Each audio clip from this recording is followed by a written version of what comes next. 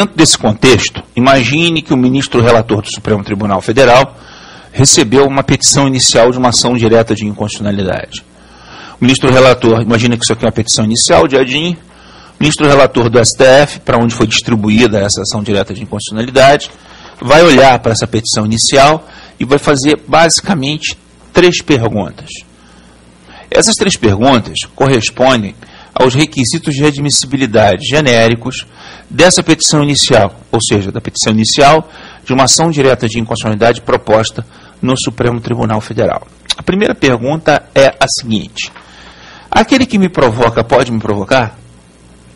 Quer dizer, aquele que é signatário dessa petição inicial está autorizado a provocar o Supremo Tribunal Federal numa ação direta de inconstitucionalidade? O nome técnico desse primeiro requisito é legitimidade ativa. Vamos lá para a lousa. Então, quando a gente fala de requisitos de admissibilidade de uma petição inicial de uma ADIM no Supremo Tribunal Federal, a gente tem, na verdade, 1, 2, 3 requisitos. O primeiro requisito diz respeito à legitimidade ativa. Como é que eu vou saber se alguém tem capacidade processual para provocar o Supremo Tribunal Federal numa ação direta de inconstitucionalidade? Analisando o artigo 103, caput da Constituição, nos seus incisos 1 a 9. A gente vai fazer isso já já. Mas a segunda pergunta que o ministro relator faz quando recebe a petição inicial de uma ADIM é: aquele que me provoca tem que explicar por que está me provocando? Tem que apresentar uma justa causa para essa provocação ou não? Já se presume determinada a justificativa a seu favor? Quer dizer, essa segunda pergunta, ela recebe o nome de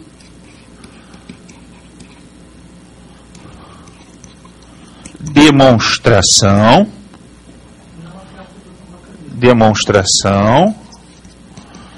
de pertinência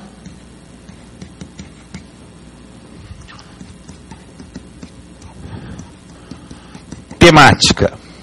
E a gente vai perceber na explicação que existem 2 tipos de legitimados ativos no 103. Os legitimados ativos. E ficou ruim aqui, peraí. Deixa eu apagar. Ih, rapaz, o que é isso? Volta lá. Ixi, estou querendo diminuir isso aqui, acabei. Pronto. Pronto, olha. Até o final do curso eu acho que eu me acerto com essa lousa, é um problema mental que eu tenho. Demonstração de pertinência temática, você vai ter 2 tipos de legitimados ativos. Os legitimados ativos universais e os legitimados ativos especiais. Vocês podem copiar que eu já vou explicar o que eu quero em relação a isso aqui. E a terceira pergunta é: aquilo que ele quer que eu declare constitucional, posso declarar constitucional ou inconstitucional? Ou seja, a plausibilidade jurídica do objeto da ADIM. A gente vai ver o objeto daqui a pouco. Vamos nos deter nas 2 primeiras perguntas inicialmente. Então, recapitulando, quando o ministro relator do Supremo Tribunal Federal recebe a petição inicial de uma ação direta de inconstitucionalidade, ele submete essa petição inicial a 3 crivos. Primeiro crivo, primeira pergunta: aquele que me provoca pode me provocar? A gente vai ver isso daqui a pouquinho. Segunda pergunta: aquele que me provoca tem que explicar por que está me provocando? Ou não precisa? A explicação já é desnecessária pela natureza jurídica de quem me provoca. Quando você pega a Constituição, e eu gostaria que você fizesse agora um estudo dirigido comigo em relação ao artigo 103, você encontra no caput do artigo 103 9 incisos com aqueles que podem promover uma ação direta de inconstitucionalidade. Por exemplo, a gente tem que tomar muito cuidado, porque tem gente que aparentemente está aqui, mas na verdade não está. E tem gente que aparentemente não está, mas na verdade está. Inciso 1. Quem aparece ali? O presidente da República. Bom, o presidente da República ele pode assinar uma ação direta de inconstitucionalidade e promovê-la no Supremo Tribunal Federal. Que se perceber, no entanto, que o presidente da República é um legitimado ativo universal.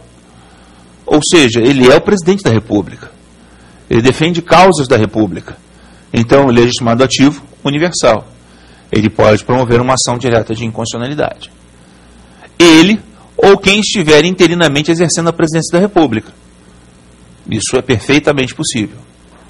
Então, quando eu leio aqui o presidente da República, eu posso perceber que numa questão um pouco mais capciosa, na ausência do presidente da República, o vice-presidente da República pode promover uma ação direta de inconstitucionalidade, no exercício interino da presidência da República.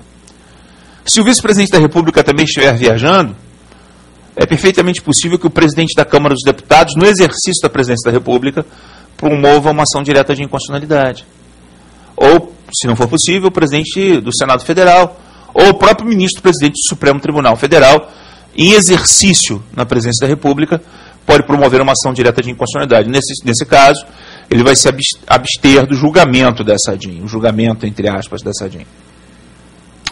Então, eu tenho que tomar esse cuidado de... Sabe aquele negócio do olho de Tandera, a visão além do alcance, o Thundercat? Pois é, eu tenho que perceber que questões podem ser montadas. Agora, se vem uma questão dizendo assim, o presidente da Câmara dos Deputados é apto, é legitimado ativo para promover ação direta de inconstitucionalidade. Isso está errado. O presidente da Câmara não tem essa aptidão. Quem tem é a mesa diretora da Câmara, como a gente vai ver daqui a pouco. Porque os incisos 2 e 3 colocam a mesa do Senado e a mesa da Câmara. Claro que a mesa da Câmara e a mesa do Senado são legitimados ativos universais. Não precisam demonstrar pertinência temática. O que é pertinência temática, professor? É quando você tem que demonstrar a relação de prejudicialidade entre o grupo que você defende, que você representa, o estamento social, econômico, político, e a lei, no que aquela lei prejudica aquele grupo, por que aquela lei deve ser entendida inconstitucional, como ela viola garantias fundamentais daquele grupo. Então, há alguns legitimados ativos aqui que tem que demonstrar isso, quer dizer, não basta estar no caput do artigo 109 para que a petição inicial desses legitimados ativos especiais, seja admitida pelo ministro relator do STF, pelo STF, eles têm que demonstrar essa relação de prejudicialidade. Não é o caso do inciso 1, do inciso 2, do inciso 3. Agora, já o inciso 4, quando ele fala que a mesa diretora da Assembleia Legislativa ou da Câmara Legislativa do Distrito Federal, e o inciso 5, quando diz que o governador do Estado ou do Distrito Federal podem promover a ADIM, esses são exemplos de legitimados ativos especiais. Quer dizer, um governador de Estado pode promover uma ADIM no Supremo, querendo que uma lei federal ou estadual seja declarada inconstitucional porque pretensamente viola a Constituição da República, e o Supremo é o guardião da Constituição da República? Pode. Só que na petição inicial ele vai ter que ter o trabalho de explicar no que aquela lei prejudica o Estado que ele governa, ou os interesses do Estado e do povo do Estado que ele governa. Então, aí você tem a chamada demonstração de pertinência temática, que é um requisito que deve ser satisfeito apenas para aqueles que são legitimados ativos especiais, que estão no rol dos legitimados ativos especiais. Os legitimados ativos universais, a eles já se presume demonstrada a pertinência temática. Ninguém vai exigir do presidente da República que explique por que aquela lei deve ser declarada inconstitucional. Ele já é o presidente da República, pô. Já o governador do Estado, não. Mas toma cuidado, hein? Porque o governador do Estado, ele tem uma natureza jurídica camaleônica. Porque ele vai aparecer também na Constituição do seu Estado, no artigo que coloca os legitimados ativos para promoverem a ADIM no TJ, no Tribunal de Justiça do seu Estado. Quando uma lei municipal ou estadual ferir, na visão desses legitimados ativos, a Constituição do seu Estado. E aí, quando ele está na Constituição do seu Estado, o governador do Estado, a mesa diretora da Assembleia Legislativa do seu Estado, são legitimados ativos universais. Quando se trata de promover a ADIM estadual, eles são legitimados ativos universais. Aqui na Constituição da República, quando se trata de promover a DIN no Supremo, eles são legitimados ativos especiais. Se não ficar satisfeito o segundo requisito, a petição inicial não é recebida. Simplesmente não é recebida. Então, eu tenho uma preocupação inicial, que é de separar o legitimado ativo universal do legitimado ativo especial ao longo dos incisos subsequentes ao caput do artigo 103. Eu também devo aproveitar para explicar para você que o litisconsórcio ativo na ADIM, ele, embora nunca seja necessário, ele é sempre possível. Quer dizer, um governador só pode promover a ADIM, mas eu posso ter 4 governadores assinando a mesma petição inicial, os 4, da mesma ADIM. É necessário? Não, basta um governador, mas é possível, é possível.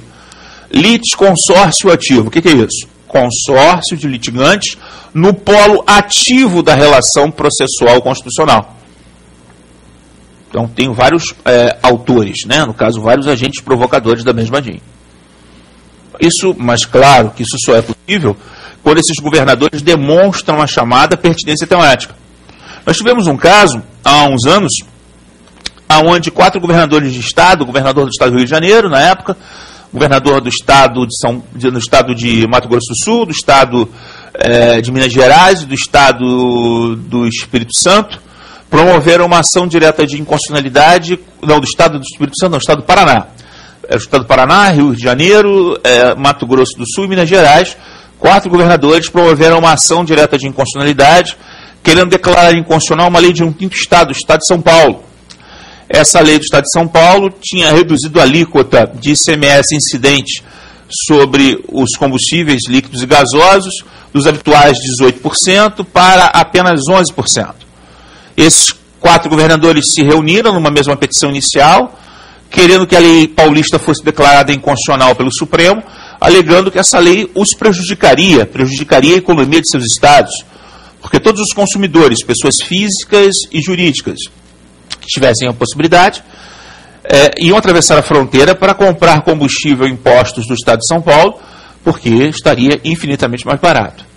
Isso, segundo eles, feria o Pacto Federativo, etc, etc, etc. O governador do Estado de São Paulo, nessa época, era o Mário Covas, estava no 2º mandato. Ele não chegou a terminar o 2º mandato, faleceu, mas ele estava no início do 2º mandato. E aí, o que fez Mário Covas? Por decreto, sustou a lei que ele tinha acabado de sancionar, e aí a ADIM, em questão, perdeu o objeto. Mas o Supremo admitiu perfeitamente que, num litisconsórcio ativo, 4 governadores de 4 estados diferentes, naturalmente, promovessem uma ação direta em conjunto contra uma lei de um 5º Estado. E reconheceu que estava demonstrada a pertinência temática. Então, o governador do Estado, a mesa da Assembleia Legislativa, da Câmara Legislativa, o governador do Distrito Federal, são todos legitimados ativos especiais à luz da Constituição da República. Aí vem o Procurador-Geral da República, legitimado ativo universal, sem dúvida, é o chefe do Ministério Público da União, conforme vimos. Conselho Federal da Ordem dos Advogados do Brasil, embora ainda pare alguma nebulosidade doutrinária, é entendido como legitimado ativo universal. Partido político com representação no Congresso Nacional, também legitimado ativo universal. Há que se fazer uma ressalva aqui, o partido político, mesmo que venha a perder a representação no Congresso Nacional depois de proposta a ADIM continuará a tramitar. O Supremo Tribunal Federal, em 2005, modificou um entendimento. Ele até então entendia que se o partido perdesse representatividade, a ADIM automaticamente tinha que ser arquivada.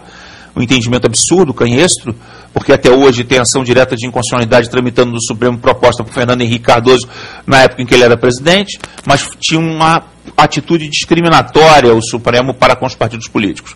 Isso cessou a partir de 2005 e hoje só se afere se o partido político tem representação no Congresso Nacional, quer dizer, basta que tenha um deputado, não precisa ter deputado e senador, ou alguns deputados, ou um deputado, não importa, ou deputados e senadores, isso é irrelevante, ele tem representação no Congresso Nacional, ele está apto a apresentar a ação direta de inconstitucionalidade. Então, partido político com representação no Congresso Nacional pode ser também um litisconsórcio ativo. Eu posso ter vários partidos assinando a mesma petição inicial da mesma ADIM. E, finalmente, a Confederação Sindical, entidade de classe de âmbito nacional. De âmbito nacional, entenda-se aí, com representação em pelo menos 9 estados da Federação Brasileira. Essa é uma legitimativa especial. Imagine, por exemplo, a União Nacional, a União Nacional da Indústria, com a Confederação Nacional do Comércio, promovendo uma ação direta de inconstitucionalidade contra uma lei que presume doação de órgãos. Não tem nenhuma relação doação de órgãos com a Confederação Nacional do Comércio, a Confederação Nacional da Indústria, e aí, nesse caso, a ADIM não será recebida por ausência de demonstração de pertinência temática. Então, a gente tem, num primeiro momento, 2 critérios. O primeiro critério, que afere quem me provoca pode me provocar, legitimação ativa, e o segundo critério, que afere aquele que me provoca tem que explicar porque está me provocando, a demonstração de pertinência temática. Até a próxima.